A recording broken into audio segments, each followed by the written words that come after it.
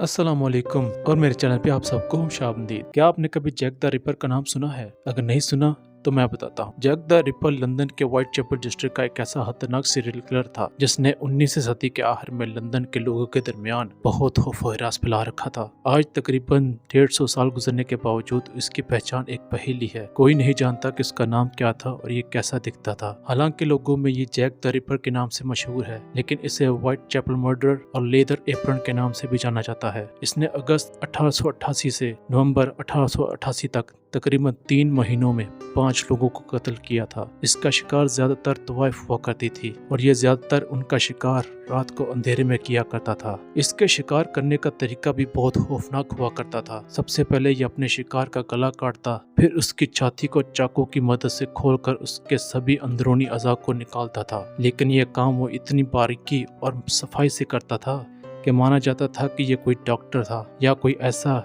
जिसे इंसानी जिस्म की पूरी तरह समझ थी। लेकिन ये जैक द रिपर का नाम आखिर आया कहां से? सितंबर 1888 को स्कॉटलैंड यार्ड को एक खत मसूल हुआ डियर बॉस के नाम से। यह खत एक अनजान आदमी की तरफ से था जो खुद को जैक द रिपर होने का दावा कर रहा था। इस खत में उसने बताया कि कैसे उसने एक औरत को मारकर उसका खून एक बोतल में बंद करके रखा ताकि वो उससे खत लिख सके, और ये भी कि उसे कितना अच्छा लगता है जब लोग उसे लेदर एप्रन के नाम से जानते हैं। खत के आखिर में नाम भी देखा जा सकता है, जैक द रिपर। ठीक इसी तरह एक और खत मसूल हुआ जिसके साथ इंसानी जिगर का टुकड़ा भी था जो माना जाता है कि उसी के एक शिकार का था। लेकिन इन जैसे सभी लेटर्स को लंदन पुलिस की तरफ से एक फ्रॉड करार दिया गया जिसका मकसद अखबारी नुमाइंदे की तरफ से अपनी अखबार की फरोख्त को बढ़ाना था। लंदन पुलिस की तरफ से इस जैक द रिपर को पकड़ने के लिए काफी अरसा तक छानबीन हुई। घर घर लोगों की तलाशी ली गई, फॉरेंसिक मटेरियल को जांचा और परखा गया। 2000 से ज्यादा लोगों से पूछताछ हुई और उनमें से 80 लोगों को कैद किया गया।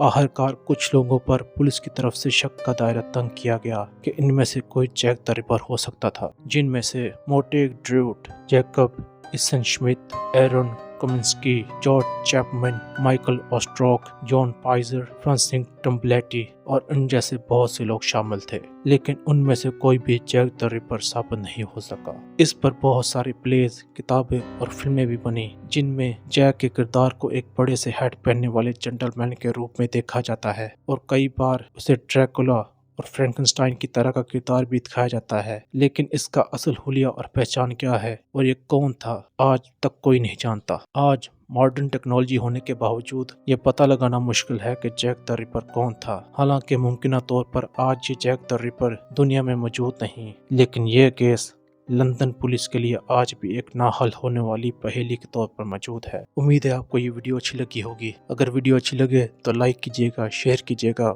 और चैनल को सब्सक्राइब कीजिएगा। मिलता हूँ अगली वीडियो में। अल्लाह हाफिज।